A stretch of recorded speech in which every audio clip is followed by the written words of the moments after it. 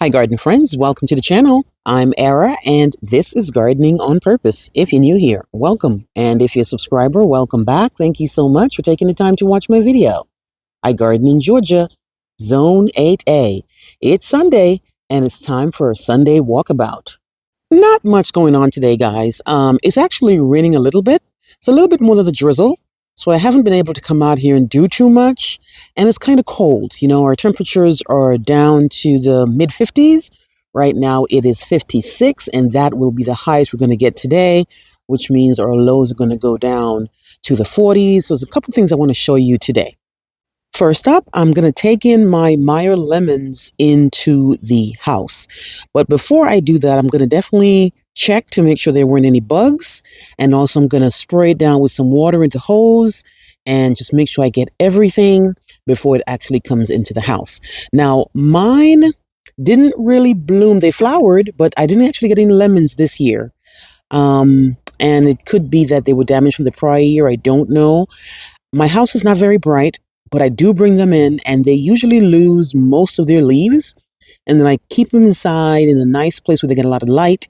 And then I bring them back out in April where they get some more leaves, and they will probably flower and hopefully bloom. But I have them in these two containers here, and this is where I've had them from the minute I bought them, which is a couple of years ago.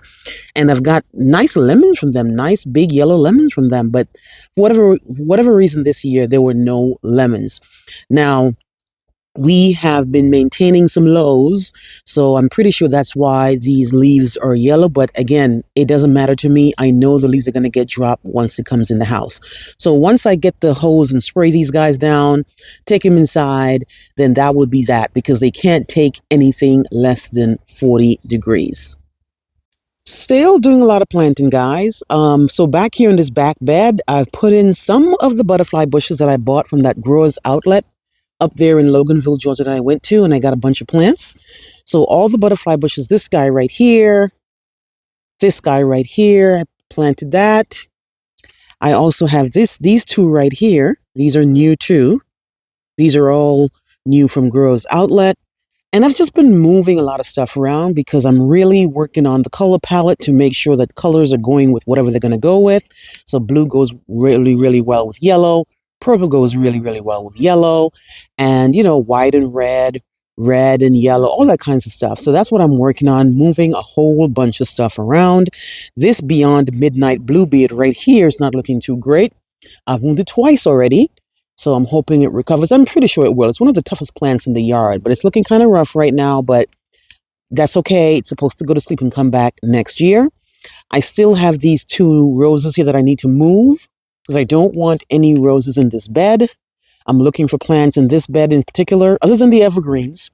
I'm looking for plants that are going to bring in the pollinators, which is why I have a bunch of salvias, a bunch of butterfly bushes, and these guys here, which are the agastaki right here, meant to be. And I still need to move these guys here, which is the nepeta. Need to move those. And I'm waiting to cut that tree down so I can move these daisies to make a ring around the tree. That's the whole point of not digging these up, because if I dig these daisies up, I have nowhere to put them. And I just want to leave them there until I get to the point where I'm going to dig it up and put it exactly where it's going to go, so there's not a lot of movement. I'm actually running out of pots, if you can believe that, because I have so many pots. But I had to dig up a lot of stuff and put them in pots so I could put things where I need them to go. So this is what the bed is looking like, guys. Here is that blue salvia that I bought that I was so excited about from Growers Outlet. Now, one of my arborvitaes is not looking that great. And I know they don't like to be moved, but I made a point of following all the instructions and everything about moving this guy, and I don't like how it looks. I'm just hoping that it's okay, right? I believe that was the Nightlight Chemicyperus. Not sure what the story is, because I have moved it before and it took really, really well. And I moved it maybe 2 or 3 weeks ago. So I'm really not sure why it's looking so rough, but fingers crossed that it will make a comeback later on in the season and early next year. I'm also checking in on my winter Daphne. You guys remember I planted this a couple of days ago, and this was one of the plants that I also got from the Growers Outlet. This was $18. This was the most expensive one I bought that day. And I've read a lot about this guy. I've always known about them, but I never really was like, okay, I need to get one. Finally got one, but they're talking about this plant is so finicky and how it's going to be difficult to deal with. And I've seen a lot of comments where people are saying, no, theirs are doing well. So I'm really hoping that I luck up and get a really nice experience with this guy here. You can see it's newly planted. And as you can see, mine is above the soil grade. So let me know if you have winter daphne and how it does. Right next to that is the eclipse hydrangea that also just moved. And I think the reason why that one is looking like that is because it's getting cold, and this guy's going to lose its leaves. This is one of the ones that they have this really dark foliage, and the bloom is really nice and red. Let me see if it has a picture so you can see what I'm hoping. Right, there it is. This is what I'm hoping it's going to look like. And I have two of these. And then the entire bed really is just a bunch of hydrangeas and shade-loving plants here. So, of course, the leaves are falling, so it doesn't look the greatest. But I just wanted to really check in on the ones that are really finicky, or the ones that I just planted, or the ones that I was really, really excited about, and I really want them to do well next year. Let me know if you either have the winter daphne or the eclipse big leaf hydrangea from First Editions. Now, this beauty here is the butterfly weed, and if you've been following me for a while, you know that this guy is great for the monarch butterfly. The caterpillars were all over this guy, and from those caterpillars became a lot of butterflies in my yard. Now, when the caterpillars were on it, it ate this guy to the sticks. I mean, I had so many plants, it ate them all to the sticks. They were happy. That's great. It did what it was supposed to do. Now that the butterflies are gone, they've gone where they're going to go to overwinter. I really don't see any monarchs anymore, but I do see some of those neon, greeny, yellow guys, and I do still see some of the Gulf fritillary butterflies. But this guy here is a very important plant for the monarchs because this is where they lay their eggs. This is where the caterpillars feed, and this is where they ultimately become the butterfly. I bought this one plant for $16.98 years ago, and from there, the wind blows the seeds all over the place, and now they show up everywhere in my yard. Let me know if you have this beautiful butterfly weed in your yard. Now, the fact that it's blooming, it doesn't really mean anything because there's not many, I've seen one or two butterflies, but it's just blooming because the weather has been great. And that's all it is. But I like this guy because it does so well for the butterflies in my garden. I'm just so impressed with this, guys. Here we are pretty much the last week in October, and this Mystic Spire Sage is doing amazing. Now, I finally had cut it back all the way. So I didn't cut it back from the time it was blooming up until maybe September. I didn't cut it back. I just let it bloom and bloom because it was always covered with bees. So I didn't want to cut it and then deprive the bees, even though there were a lot of other plants blooming. That's something I struggle with, like knowing when to cut something back. Finally cut it back. And once I cut it back, it is blooming again. Now, again, the pollinators are pretty much gone, but I'm seeing some bees and I really hope they're not dead, guys. I hope they're sleeping. So here I can see a bee right there. See him? And this guy here is kind of cold, so I think he got stuck. Gosh, I hope he's all right. You see him right there, guys? Yeah, this is one of the #1 bee plants in the yard, guys. This is something I had bought from Kroger, thinking it was just an annual, and turned out to be one of my favorite plants because it came back with a vengeance. And you guys know I'm a big fan of anything that blooms blue. And this is what it's looking like. Here we are on the last couple of days in October. This dahlia is impressing me more and more, guys. This is the Creme de Cassis. This is one I bought, the tuber from Home Depot, one of them, planted it, and it's just doing amazingly well. So let me know if you have these guys. Now, dahlias love it. They really come on strong when it gets really, really hot. So you'll definitely see dahlias blooming in late July, all of August, and into September when it's really, really hot. And this guy here is just amazing. I really like how you have that light lavendery purple, and then deep in the middle, the entire plant is just looking amazing. Now, I always mention that I don't have to dig up my dahlias, guys. I'm in zone 8A. I do not dig dahlias up. I don't dig canna lilies up, nor do I dig elephant ears up because they just do fine. They come back reliably without a problem. Let me know if you like dahlias and if they do well in your yard. All right, guys, so I'm in front of the house and I went back up to the Growers Outlet in Loganville, Georgia. Yes, 2 Saturdays in a row I went up there. I was just so excited about picking up the ones that I picked up first. And one of the reasons I didn't pick up some of these is because there was just no space in the car. Even after I put both seats down, we shoved all these plants in every corner we could find in that car. There still wasn't any space, right? So I went back up and we picked up these. So I picked up some of the same type of butterfly bushes that I picked up the first time because I like them so much. And even when I bought them, I could already see the butterflies loving them. And plus I do have space for the side yard. So for example, this one here is the Leah Midnight, this really nice blue one here. And then this one here is the Chrysalis Cranberry hybrid. And then this guy here, let me see what this one is called.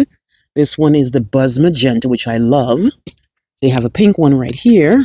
Let me see, this pink one is called Candy Pink, Buzz Candy Pink. That's what it looks like, right? So I bought 5.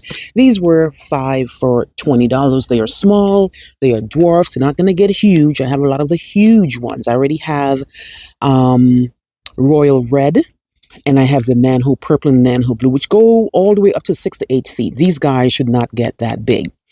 All right. So I also picked up this lobelia. This is the lobelia that the hummingbirds absolutely adore. And I had bought some already from Lowe's, and I must have forgot about them because I wasn't watering them too much. And these guys need to stay moist. Now, these guys here were, I believe, $5 each.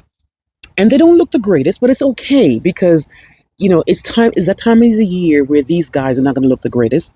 But what I was looking for when I picked these up was that new growth underneath right there. Right there. That new growth right there tells me the plant is great. Now, these guys here are perennial. They are not the longest living perennial, but they do live on when you divide them and by seed and reseeding, right?